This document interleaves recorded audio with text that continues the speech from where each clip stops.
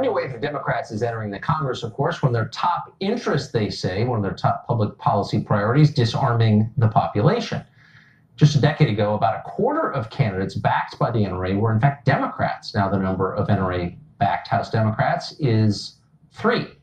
Meanwhile, a new poll of Democrats in early primary states says their top issue after single-payer health care is repealing the Second Amendment in order to ban guns.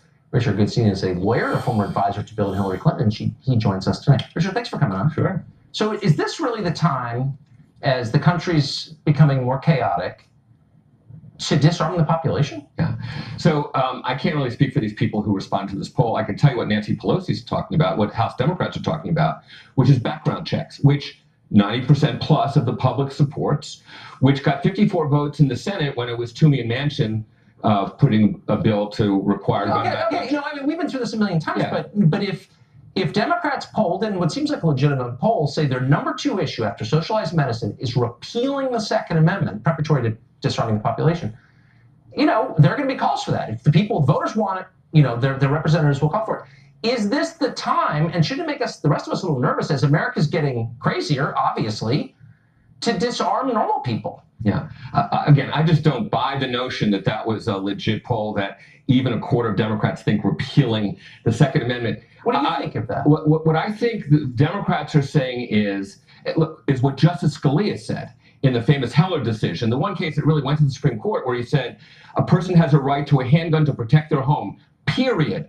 And that legitimate regulation of guns in terms of places that they can't be taken, schools, places that, you know, conditions on their sale. We have all those laws already. I mean, but I'm saying those. So no one's talking about repealing that. You know, people are, and let's stop lying just for a second. Yeah. You're not going to stop mass shootings, really, unless you take all the guns away. That's the truth, and everyone knows it. I mean, honestly. Yeah. So that's kind of the goal, and everyone really knows that. And I'm just wondering, like, what's the argument here? So if you're arguing simultaneously that the police are racist and can't be trusted, which Beto and lots of other candidates have argued, and also that the population can't be trusted to defend itself or have firearms, what are you really saying?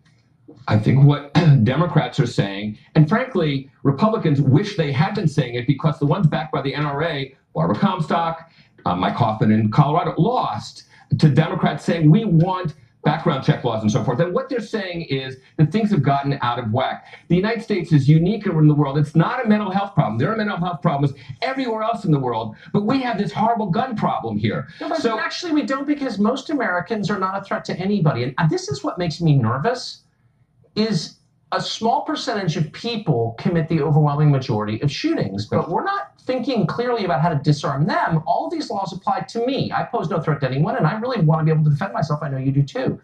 So why not leave me out of it and normal people out of it who pose no conceivable threat, and focus on the potential threats? But no one's ever up for doing that. Right. We all have to be disarmed. Why? Well, again, no one's talking about disarming anybody. What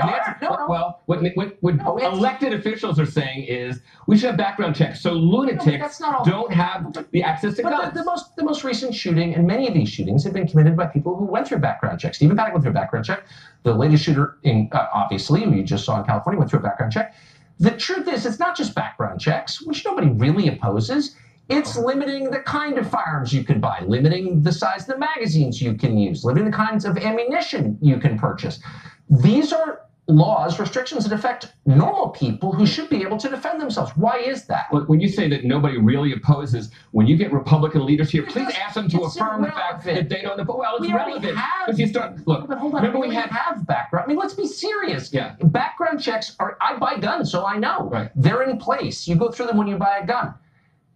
Why would a magazine restriction or an ammo restriction or a so-called assault rifle restriction apply to me? Why am I not trusted to buy any kind of gun I want? I'm confused, honestly. Well, again, the analogy I would use is to the ways we basically made cars safer. There used to be a lot more fatalities on the road, and we institute things like seatbelts and airbags and other things, vehicles that could basically crush without crushing the passenger. And background checks is the first way to go. No, but then why? No, sincere question though. The assault rifle ban, a gun that looks scary, should be banned. Okay, that's the position, and a lot of candidates say they should be confiscated. Why should my right to buy that gun be abridged? Why can't I be? No, it is though. Well, no one's being. If you object to being. Why should I be able to buy that gun? I'm an American citizen. I don't pose a threat to anybody. Why can't I have that gun? I think the concern is that people get their hands on assault weapons who commit these crimes. If you want to use your assault weapon on a range, guess what? Go to a range and keep your gun there and use it there. Maybe I want it in my house. And why? I don't understand. So you want an assault weapon to defend your house. What you're saying is we don't trust the population of the country. We don't think you're autonomous. We don't think you ought to be able to make these decisions for yourself. We just don't trust you. And I'm saying, why would I ever vote for someone who wouldn't trust me to have an AR-15 at home, honestly? Well, again, it's like saying we didn't trust people to drive without seatbelts or airbags and so forth, but we instituted things that were going to make people safer. What we're saying is that... But you don't use a car to defend yourself. And you do use a firearm to defend yourself. And why wouldn't you trust... People. No. Why wouldn't you trust? There are 330 million people in the country. Hundreds of millions of them pose no conceivable threat to anybody. Right. So why can't we think of a law that spares them these regulations? Is anybody even trying to think of that? Of course they are. But really? Who? Well, but again, we're taking it step by step. Step by step. Yes, we are. Ask any suburban mother. That's the problem politically, is that these people that you lost last time are going to be lost because they don't want more guns in school. The left is making this country chaotic and scary. Yeah. And simultaneously trying to keep me from defending myself. The voters just happen not to buy what you just said. I don't care. And that's why the Democrats won. I don't care. Okay, we'll see. Yeah. Richard, thank you. Thank you.